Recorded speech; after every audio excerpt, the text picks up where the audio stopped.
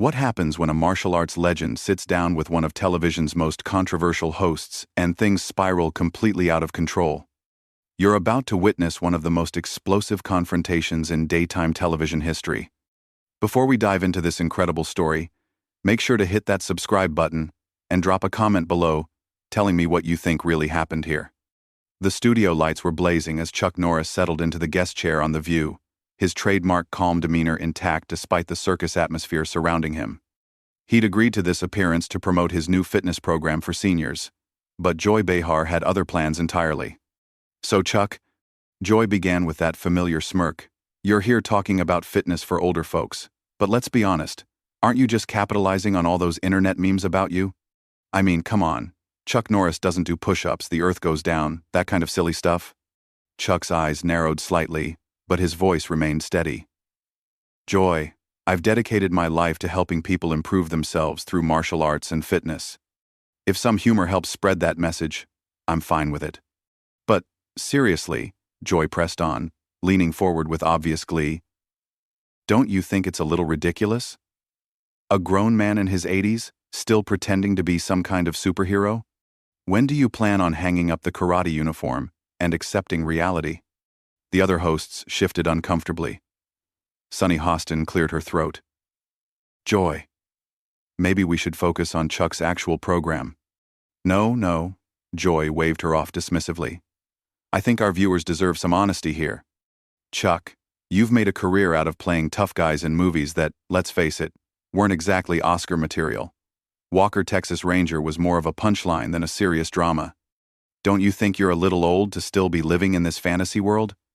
Chuck's jaw tightened, but he kept his composure. "Joy, I've spent over 5 decades teaching martial arts, helping kids build confidence, working with law enforcement, and serving my community. That's not fantasy. That's reality." "Oh, please," Joy scoffed, rolling her eyes dramatically. "You punch some boards and kick some stuntmen. Meanwhile, the rest of us live in the real world where actions have consequences and people can't just roundhouse kick their way out of every problem." Whoopi Goldberg tried to intervene.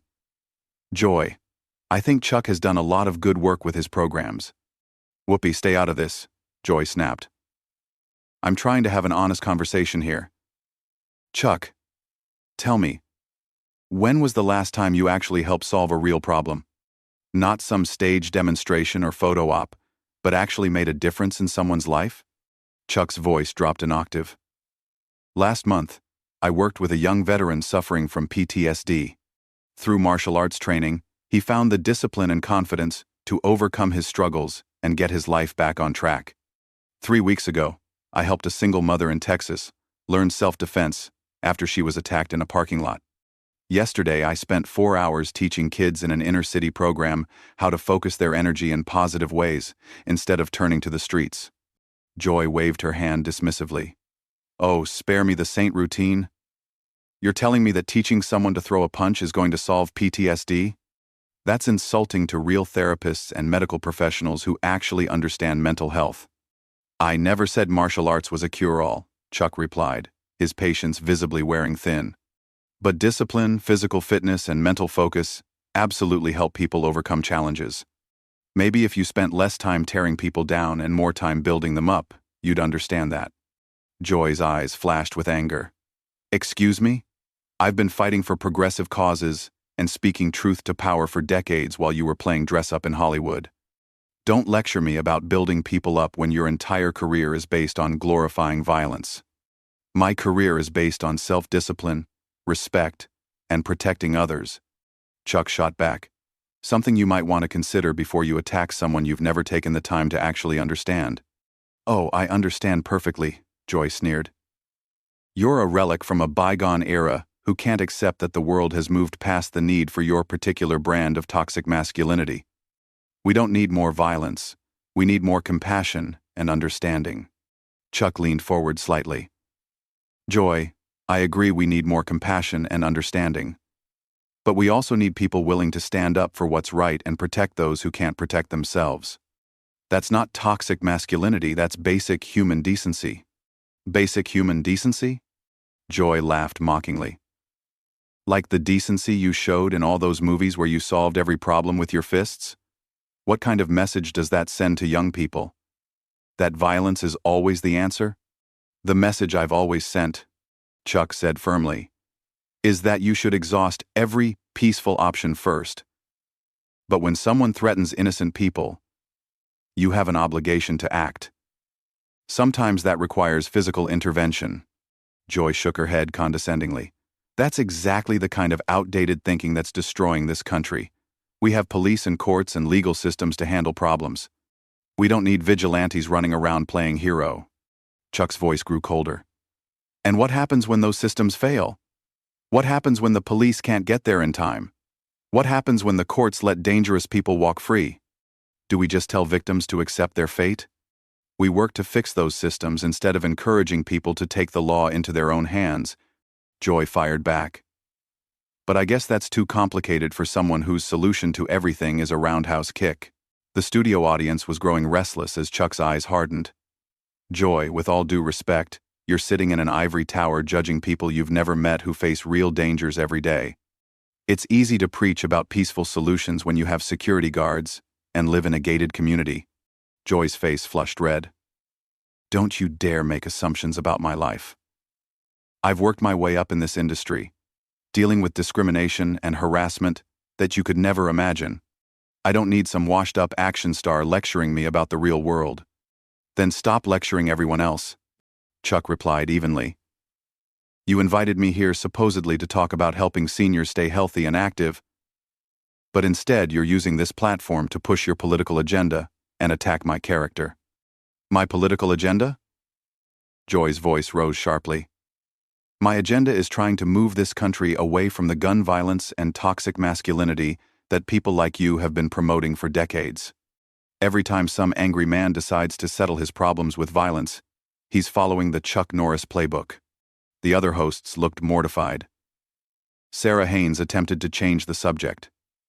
Chuck, maybe you could tell us about some of the specific exercises in your new program. No, Sarah, Chuck said, never taking his eyes off Joy. I think Joy has something she wants to get off her chest. Let her finish. Joy leaned back with satisfaction. Fine. You want honesty? Here at Island, you represent everything that's wrong with American masculinity. This idea that strength means domination, that real men solve problems through force, that showing emotion or vulnerability makes you weak. Young boys grow up watching your movies and think that's what being a man means. Chuck's voice remained steady, but his knuckles were white as he gripped the arm of his chair. Joy, in every movie, every television show, every public appearance I've made, I've emphasized honor, discipline, protecting the innocent, and using violence only as a last resort. If you actually watched any of my work instead of just repeating talking points, you'd know that. Oh, I've seen enough, Joy dismissed. Walker, Texas Ranger, where you played a cop who broke the rules whenever it suited him and always ended up in a fight scene. Missing in Action, where you solved international conflicts by shooting your way through them. Your entire filmography is a manual for toxic behavior. Chuck stood up slowly from his chair. The studio went dead silent. Joy, I'm going to say this once. You can attack my movies. You can attack my career. You can even attack me personally. But don't you dare suggest that I've encouraged violence or hurt children. I've spent my entire adult life working with kids, teaching them discipline, respect, and self-control. Joy remained seated, but her voice got louder. Sit down, Chuck. You're proving my point right now. A woman challenges your outdated worldview, and your immediate response is to try to intimidate her by standing up and looming over me. I stood up because what you just said was a lie, and I won't sit here and let you spread it. Chuck replied firmly. But since you want to talk about intimidation, let's discuss how you've spent the last 10 minutes trying to humiliate a guest on your show for no reason other than your own entertainment. Whoopi tried desperately to regain control. Okay, everyone, let's take a step back here. No, Whoopi, Joy snapped without looking away from Chuck. I want to finish this conversation. Chuck, answer me this. When young men commit acts of violence, when they think the solution to their problems is to hurt someone, where do you think they learned that behavior? From sensitive, thoughtful media, or from decades of action movies that glorify violence? Chuck's voice grew dangerously quiet. They learned it from a culture that abandoned personal responsibility, that stopped teaching right from wrong, and that replaced strong male role models with celebrities and social media influencers who have never faced real adversity or taken responsibility for anything in their lives. Joy laughed mockingly. Strong male role models? You mean like the character who solved every problem by beating people up? That's your idea of a role model? My idea of a role model, Chuck said, taking a step closer to Joy's desk, is someone who stands up for people who can't defend themselves, who faces danger to protect others, who maintains their principles even when it's difficult, and who takes responsibility for their actions, everything you seem to despise. Joy finally showed a flicker of uncertainty as Chuck moved closer, but she pressed on. What I despise is the glorification of violence and the toxic idea that might makes right. We're supposed to be an evolved society, Chuck, not some Wild West fantasy where the fastest gun wins every argument. And yet here you are, Chuck said, his voice now barely above a whisper but carrying clearly through the silent studio. Using your platform to bully and attack someone you disagree with. Tell me, Joy, how is what you're doing right now any different from the behavior you claim to hate? You're using your power to try to humiliate someone. The only difference is you're using words instead of fists. Joy's mouth opened and closed for a moment before she found her voice. That's not the same thing at all. I'm holding you accountable for the damage your career has done to our culture. No, Chuck said quietly. You're grandstanding for your audience at my expense. You invited me here under false pretenses so you could ambush me with prepared talking points. You've twisted my words, misrepresented my work, and made personal attacks all while hiding behind the claim that you're fighting for some greater good. The camera operators were frantically adjusting their angles as Joy stood up from behind the desk, bringing herself closer to Chuck's eye level. I don't need to twist anything, Chuck. Your actions speak for themselves. 30 years of movies where violence was always the answer, where women were prizes to be won, where complex problems were solved with simple force. Chuck shook his head slowly. You really haven't watched a single thing I've done, have you? In Walker, Texas Ranger, my character repeatedly chose talking over fighting, worked within the legal system, and showed more emotional vulnerability than most male characters on television at the time. But you don't care about facts, do you, Joy? You care about the narrative. Joy's eyes blazed with defiance. Facts? The fact is that your entire career has been built on perpetuating harmful stereotypes about masculinity and violence. And now you're here, in your 80s, still trying to sell the same toxic message to vulnerable seniors who should be focusing on peace and reflection, not learning how to hurt people. That was the final straw. Chuck's legendary composure finally shattered as his voice exploded through the studio. Enough! The word came out with such force that Joy actually took a step backward, her eyes widening in genuine shock. I have sat here for 15 minutes listening to you attack everything I've worked for my entire life based on nothing but your own prejudice and ignorance. The entire studio fell into stunned silence. Even the camera operator stopped moving.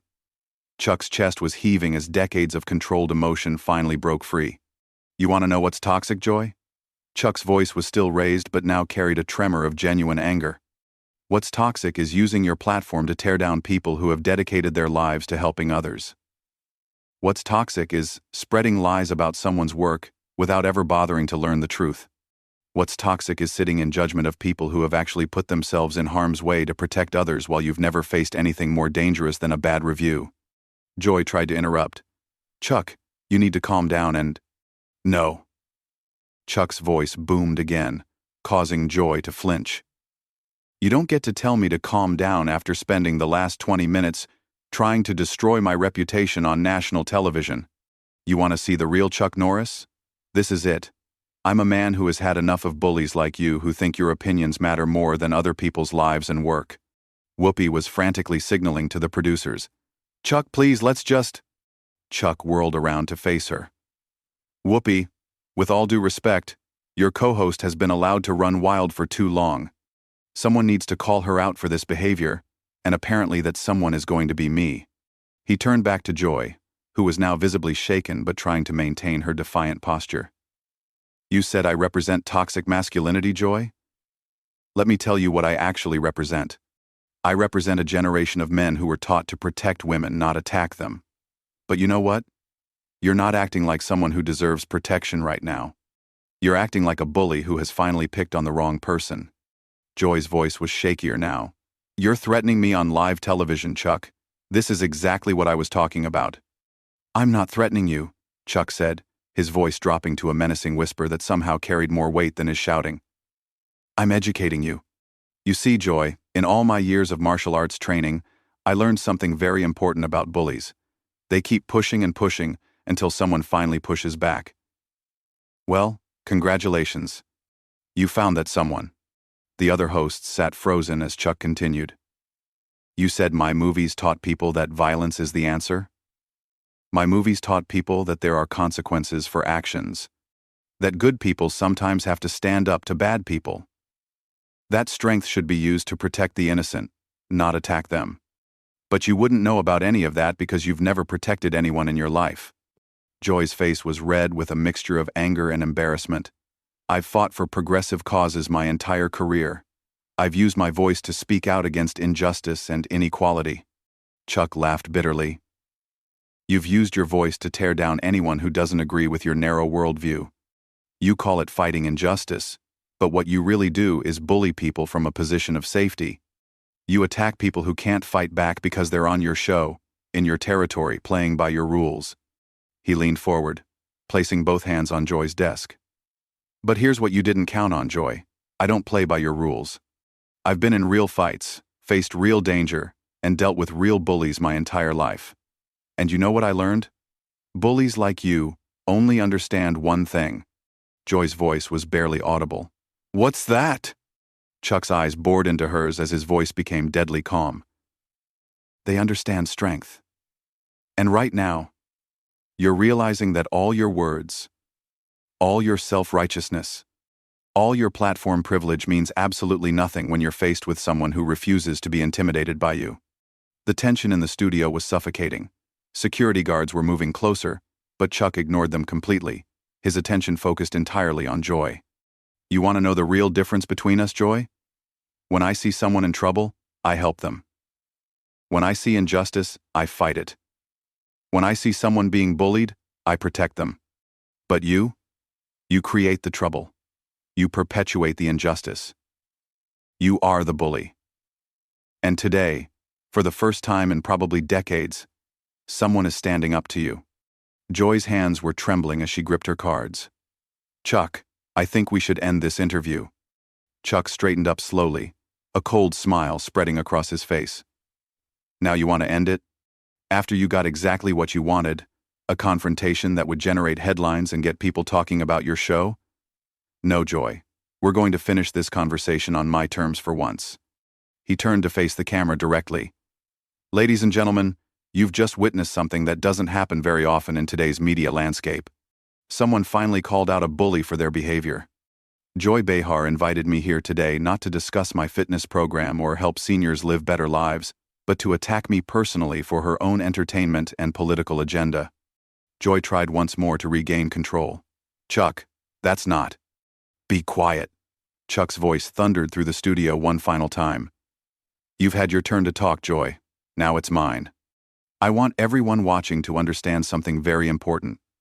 This is what courage looks like. Not the fake courage of attacking someone from a position of safety, but real courage. The courage to stand up to a bully, even when you're outnumbered, even when you're on their territory, even when they have all the power. Chuck's voice became steady and strong as he delivered his final words. I came here today to talk about helping people improve their lives through fitness and discipline. Instead, I've had to give a masterclass in standing up to bullies.